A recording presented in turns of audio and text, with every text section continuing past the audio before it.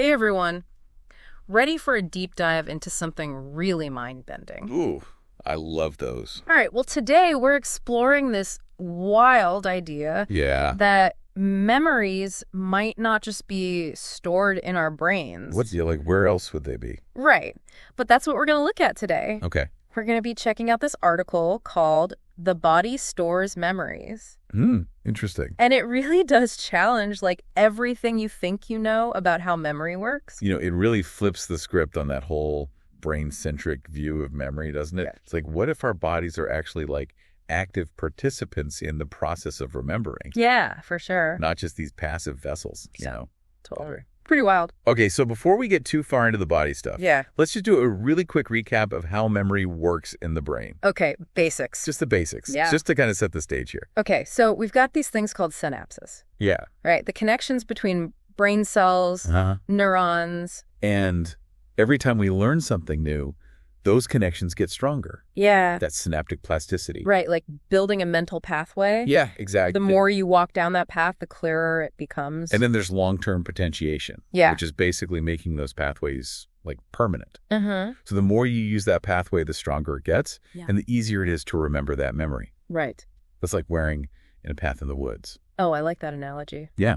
And then, of course, there's the hippocampus. Oh, can't forget the hippocampus. The star of the show. Like the Grand Central Station. Yeah, exactly. For all of our memories, helping to transfer them from short-term to long-term storage. Yeah, it's essential. Now, this is something I always find super fascinating. Oh, tell me. Our brains are constantly making new brain cells. What? Really? Where? In the hippocampus. Wow. Through a process called neurogenesis. That is so cool. Isn't that amazing? It's like our brains are always under construction, adding new rooms for memories. Exactly. And, this process can actually be boosted. What Things happens? like exercise Okay. and learning new skills. Wow. So there's even more reason to stay active. Yes. And keep challenging your brain. Absolutely. Okay. And get this. What? When we recall a memory, Oh, yeah. it actually becomes unstable for a short time. Whoa. Like it's being rewritten. Really? It's called reconsolidation. Okay, that makes sense. So every time we remember something, Uh-huh. we have the opportunity to kind of reshape it slightly, That's crazy. even without realizing it. Ah. Pretty wild, right? Yeah. So we've got all that happening in our brains, Okay. but hold on to your hats Oh. because this is where things get really wild. I'm ready. So there's this research by Nikolai V. Kukushkin Okay. at NYU, Uh-huh. and he has shown that cells outside of the brain, What? No way. Yes. What kind of cells? so cells in our nerves Oh. and even our kidneys, Wait, my kidneys? yeah, Are you serious? they can actually detect patterns Whoa. and activate a memory gene. That's nuts. I know, right? So you're telling me that my kidneys could be storing memories too? It seems so. That's mind-blowing. It's pretty amazing. It really is. It's not just any gene either. Okay, so which gene is it? It's the same gene that's responsible for forming memories in the brain. Oh, wow. So these cells aren't just passively sitting there. Right. They're responding to the world around them and storing information. That is so wild. Okay, I'm officially in the deep end. I know, right? But how can cells outside the brain form memories if they don't have synapses like neurons do? Right. What's going on there? That's the big question, isn't it? Yeah. What are the mechanisms? Yeah. It seems like these cells might have their own unique ways of encoding and storing information, right? Yeah. We're just beginning to understand it. Yeah. I mean, it's pretty brand new research. Super new. And remember that masked-spaced learning effect we've talked about before? Oh, yeah. Where you learn better when you space out your study sessions? Mhm. Well, guess what? These non-neural cells Yeah. show the same effect. Are you kidding? Oh! They space out their learning too. It's like they're mimicking the learning processes we see in the brain. Wow. It makes you wonder how deeply ingrained the principles of learning are Right. across all different types of cells. Yeah. So what this means is even our bodies might be wired to learn best when we take breaks and give ourselves time to process information. Yeah, This could be huge for how we think about learning and education in the future. absolutely. This is a total game changer. It is. And it makes you wonder, if these cells are storing information, Yeah. what kind of information are they holding on to? Is it just basic sensory input? Right. Or could it be more complex? like emotions or even fragments of experiences. Oh, wow, that's deep. I know, my mind is officially blown. Right. Okay, so we've got the brain storing memories. Yeah. But now we have to consider the body as like a memory bank, too. It seems... This is crazy. It changes everything. It really does. It adds a whole new dimension to how we understand ourselves. Yeah. And our experiences. Yeah. If our bodies are literally shaped by our past, it really, blurs the lines between mind and body even further. Totally. It's so cool. Wow, there's so much to unpack here. Yeah. But before we, get too far ahead of ourselves, okay, let's shift gears a bit. Okay. And talk about how trauma affects memory storage. Okay. Both in the brain Wow. and potentially in the body. Yeah. And this is where the concept of the body keeps the score comes in. Oh, yeah, I've heard that phrase before. Trauma isn't just something we remember in our minds. Right. Yeah. It can also be encoded in our physical sensations and our movements. That's interesting. Yeah, so Give me an example.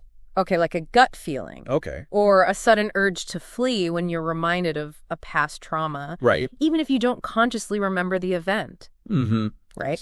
Yeah. Those are examples of what we call implicit memories. Oh, okay. Memories that are stored in the body and can be triggered without us even realizing it. So it's like our bodies are holding on to the memory. Yeah. Even if our minds have trouble accessing it. Yeah, that's one way to think about it. Wow. And these bodily memories of trauma, they can have a profound impact on our physical and emotional well-being. Yeah, for sure. Long after the event has passed. It makes you wonder, how much we're carrying around with us that we're not even aware of. Right. It's pretty intense. It's like, Yeah. wow, trauma being stored in the body. Yeah. That's a powerful concept. It is. But it also feels a little unnerving.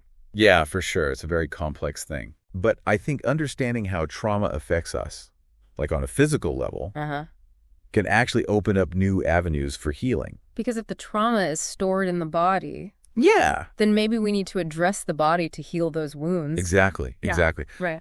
Traditional talk therapy Yeah. focuses on the mental and emotional aspects of trauma, right? Yeah. But there are now approaches that incorporate body-based techniques Oh, okay. to help people process and release that trauma. So, what are some examples of those body-based therapies? Well, there's somatic experiencing, Okay. which focuses on gently guiding people to become aware of their bodily sensations Okay. and to regulate their nervous system responses. Okay. And then there's sensory motor psychotherapy, Okay. which uses movement and touch to help people process those traumatic memories. So instead of just talking about the trauma, Yeah. these therapies help people to actually feel it in their bodies. Yes. In a safe and controlled way. Yeah, that's a good way to put it. It's really about helping people reconnect with their bodies Okay. and develop a sense of safety and agency Yeah. in their physical experience. Okay. Trauma often kind of fragments the connection between mind and body. And these therapies really aim to restore that connection. It's like helping the body to tell its story even when words fail. It is. It is. It's amazing how much wisdom and healing potential our bodies actually hold, I love that. Yeah. That's beautiful. Yeah. And it brings up another point. Oh, yeah. If the body is involved in storing memories, right? Yeah. Could that also mean that it plays a role in other cognitive processes, like learning Okay. and memory recall? So you're saying that taking care of our bodies could actually help us learn better and remember more? That's the idea. Wow. Think about how athletes train their bodies, right? Yeah. To achieve peak performance. Oh. What if we could apply similar principles to train our bodies to optimize memory and learning? Wow. So instead of just trying to cram information into our brains, we need to focus on creating the right conditions in our bodies to support those processes. That's like a total paradigm shift. It is. It really is. It's a whole new way of thinking about things. Totally. And it's something that researchers are really starting to explore now. How? What are they doing? For example, some studies suggest that certain types of physical activity can actually stimulate neurogenesis. Oh, right. The growth of new brain cells in the hippocampus. So going for a run could actually be like a workout for my brain.